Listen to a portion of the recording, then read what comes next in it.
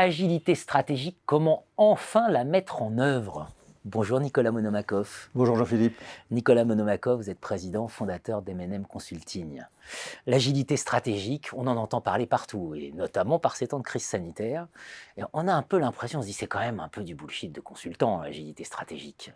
Vous dites non, on peut la mettre en œuvre. Oui, et c'est très important de prendre conscience qu'en fait l'agilité c'est quelque chose de très courant, de très commun.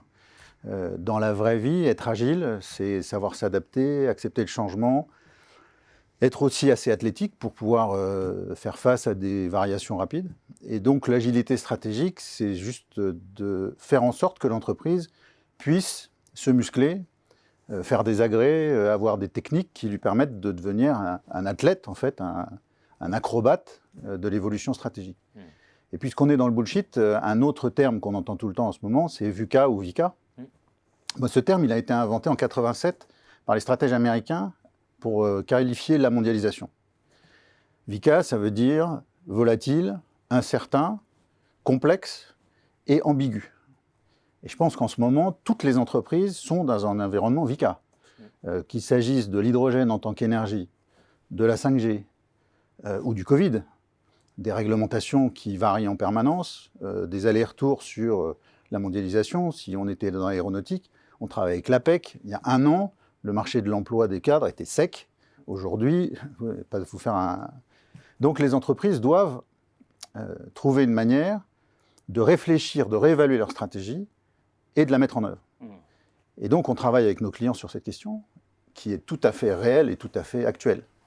Là, vous avez des exemples. Mais vous proposez surtout qu'il y a deux leviers. Oui, le premier levier, c'est le cycle stratégique. Voilà. Parce que l'agilité, ce n'est pas quelque chose qui transforme quelque chose de rigide, de raide en chewing-gum. Il y a toujours, comme dans un athlète, des endroits raides et des endroits souples. Ce qui compte, c'est de savoir avoir les bons. Et donc, ce qu'on a identifié avec nos clients, c'est qu'il y a vraiment deux leviers. Le premier, effectivement, c'est le cycle stratégique. Le cycle stratégique, c'est la manière dont on évalue sa stratégie et dont on la met en œuvre. Classiquement, c'est annuel. Quand c'est bien fait, il y a une veille qui permet d'avoir les signaux faibles, qui traduit en intention stratégique. Et cette intention stratégique, elle est traduite dans les budgets. Alors, on a apporté une petite finesse, parce que vous savez qu'on fait de la recherche, donc nous, on a dit, en fait, cette réflexion, vous devez l'avoir sur 3 dimensions. Bien sûr, il y a la dimension de l'activité. Ce que vous savez faire, comment vous le faites, et comment vous pouvez mieux le faire pour gagner des parts de marché. Ensuite, il y a les projets stratégiques, ceux qui vont faire en sorte que vous allez incrémenter, vous allez augmenter les capacités de faire les choses pour passer de vos concurrents, pour mieux servir vos clients. Et donc là, il faut réviser ses portefeuilles de projets, regarder dans sa stratégie s'il ne faut pas adapter ça.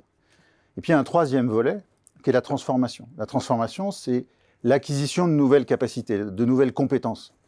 Et il faut penser à ces 3. Vous pensez qu'avec la crise du Covid, on estime qu'on a gagné entre 2 et 5 ans sur la digitalisation des métiers. Toute entreprise qui avait planifié stratégiquement d'être dématérialisée se disait « j'ai 2 à 5 ans ». Aujourd'hui, ils n'ont plus que 2 à 6 mois. Donc il faut quand même... Ils sont même en retard. Voilà. Donc non, oui, par rapport à leurs concurrents, peut-être pas. Mais ça veut dire qu'il faut remettre en cause ça. Et le cycle stratégique, ça consiste à écouter les variations de l'environnement, valider la stratégie ou amender la stratégie, et puis troisièmement, la décliner. Et le cycle stratégique, c'est pas juste faire des budgets au siège, c'est vraiment aller jusqu'à l'embarquement des managers sur la mise en œuvre. Et ensuite, bien sûr, piloter sur des indicateurs simples qui vont permettre de voir si on est sur la trajectoire stratégique. Mais ce premier levier, qui est le cycle stratégique, muscler son cycle stratégique, avoir des séminaires denses, là on vient de le faire avec un de nos clients, qui est un réseau d'expertise comptable, c'est Air France Alliance Centre, qui sont vraiment en avance sur la réflexion stratégique. On a fait 3 séminaires de 2 jours. Alors on peut dire que ça fait beaucoup, mais quel temps gagner par rapport à de mauvais choix sur le portefeuille de projet, par rapport à un mauvais embarquement des managers. Bien sûr. Le deuxième levier, c'est justement, vous parlez d'embarquement, vous évoquez le renforcement même des managers. Le renforcement des managers. Dans un monde VICA, les situations sont inédites très souvent. Et donc les processus, les procédures, tout ce qui est un peu structurant n'est pas tout à fait adapté. Donc il faut renforcer ces managers, il faut renforcer leurs pratiques, il faut renforcer leur capacité à faire face aux pratiques. Et nous, toujours dans notre travail de recherche ou avec nos clients, on a identifié cet objet bizarre qui est la pratique de management. La pratique de management, c'est un savoir-faire, un savoir-être du manager qui lui permet de sortir d'une situation en respectant les valeurs de l'entreprise. Alors, une pratique, c'est quoi? Par exemple, nous, on les a étiquetés pour qu'elles soient plus faciles on a quelque chose qui s'appelle ETC, existant, trajectoire, cible.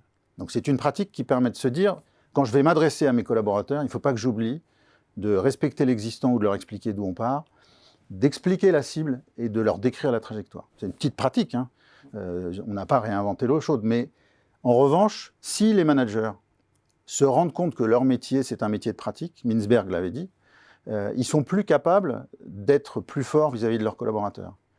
Et Chester Barnard disait, Albert David le cite souvent, manager, c'est développer la responsabilité chez les autres.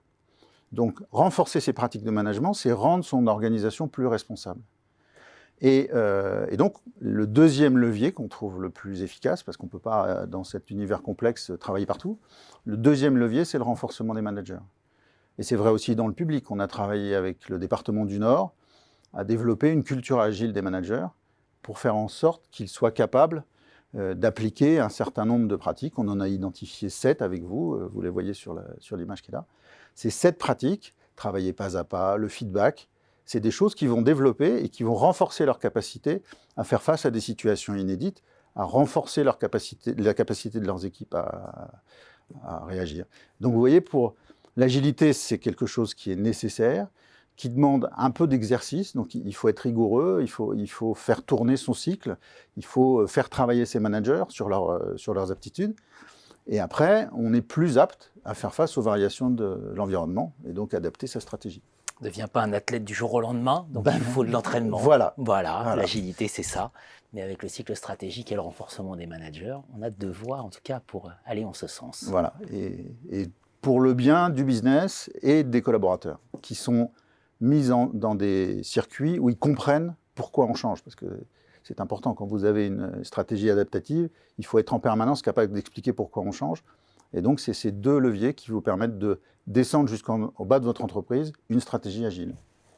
Merci Nicolas. Mais je vous en prie.